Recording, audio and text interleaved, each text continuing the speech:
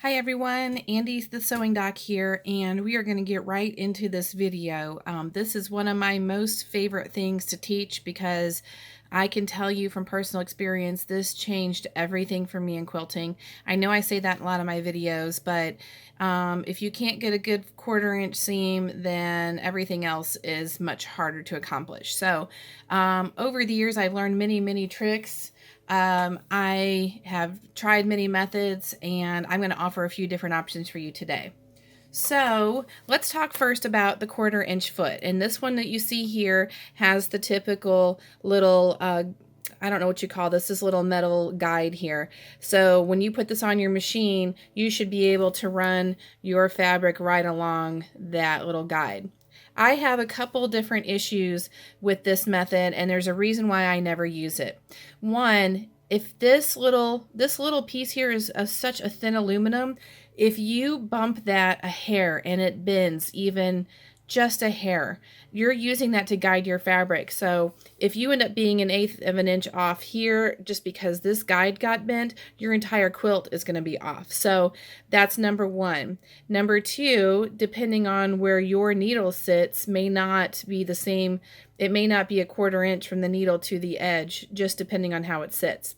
My biggest issue, so let's just say we even use one of those plastic feet that didn't have the guide. My biggest issue with this is when you're using this to sew your 1/4 inch seam, by the time you get to where you're guiding your 1/4 inch through, you're already at your needle. So you have all this time down here to waver because you have no other guide other than this little tiny guide right here. So in my opinion, you need to be looking at your 1/4 inch seam all the way down here so you have a nice smooth guide to run by. So what we're going to do, this is the ideal seam guide or seam gauge. There's a couple different versions out there. This is from the Sew Very Smooth company. I actually had the pleasure of meeting this gentleman at Quilt Market last spring in St. Louis. His wife is a quilter, and now he has learned to do a little quilting himself, but he came up with this really nifty seam guide. What you see here is you see a number of measurements where you can measure your seam, and each one has a hole in it with an arrow pointing to the edge of the template. What we're going to do, and this works on all machines, it doesn't matter if it's antique, vintage, modern, computerized, what have you.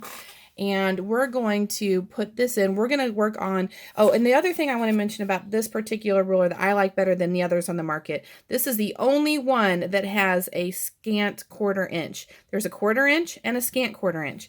And if you know anything about trying to master that scant 1/4 inch, this will save you a whole lot of time, because that scant versus regular 1/4 inch is literally about a thread.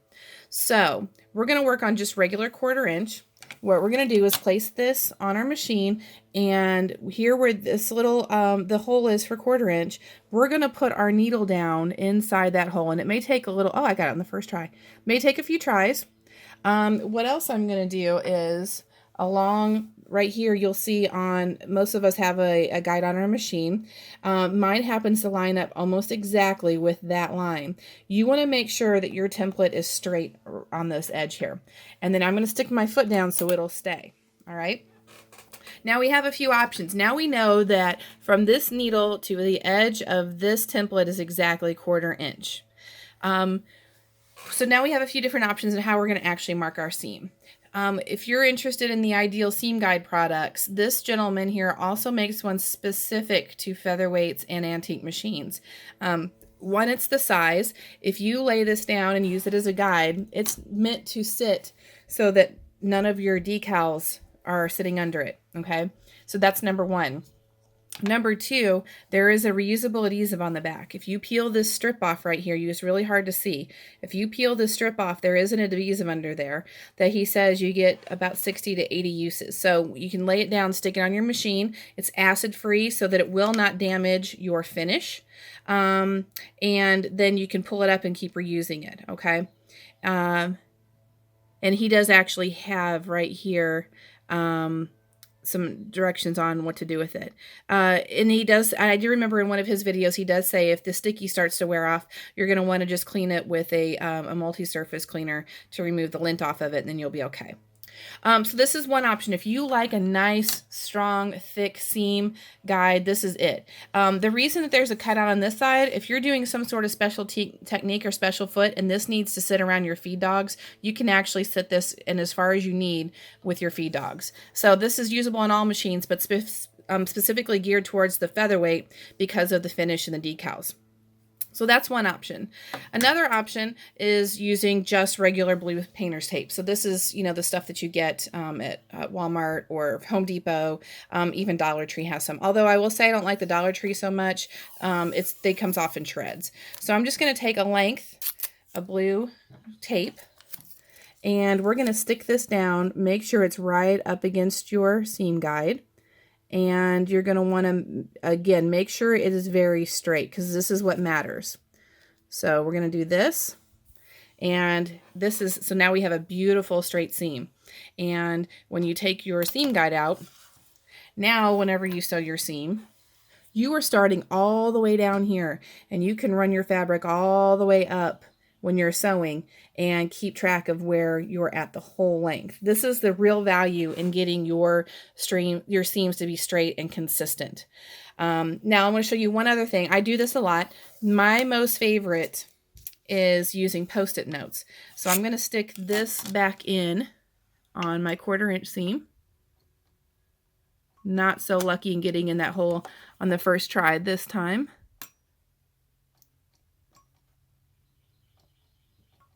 Probably because I'm having a hard time seeing here. There we go. All right, so I'm going to line my seam guide up straight. This is my super secret weapon here. This is just a stack of cheap Post-it notes.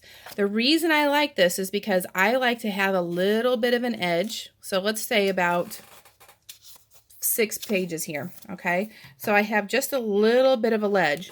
We're going to butt that up. This is so easy. With the tape, you almost kind of have to waver a little bit and get it straight. With Post-it notes, because it's got a firm edge, it's so easy to lay down. And then you're going to take your seam guide out.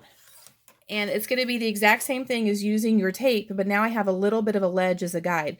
But I am an obsessive pinner. I'm a precision piecer, so on a square like this, I'm probably going to have at least 2 pins. And I like to, I'm not going to lie, I use fine patchwork pins so that I can sew over my pins. If I have this seam guide here, I can't keep my pins in and sew over that because they're just going to jam up my pins over here on the edge. With the Post-it notes, I get the best of both worlds. My pins are going to glide over the top of this, but there's just enough of a ledge that I can feel it. Okay, now the other thing I like is that when this starts to wear down and get where it won't stick anymore, all you do is you peel off that bottom sheet, and guess what? I still have a whole stack of Post-it notes that I can use. And Post-it notes are very cheap. So those are the 3 ways that I suggest perfecting your 1/4 inch seam.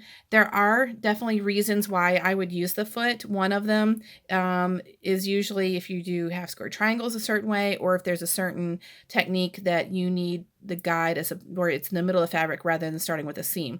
But 9 times out of 10, any of these, marking your seam using a seam guide and then putting something down is going to give you a much more consistent 1/4 inch seam than using a 1/4 inch foot.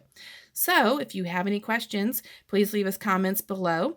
You can also find our other videos at sewingdoc.com, and you are always welcome to contact us with your questions or any way that we can help you. And as always, if you're in the Marietta, Georgia area, please stop in and see us at Red Hen Stitch Shop, just off the square, and give us a call at the shop, 770-794-8549. Thank you.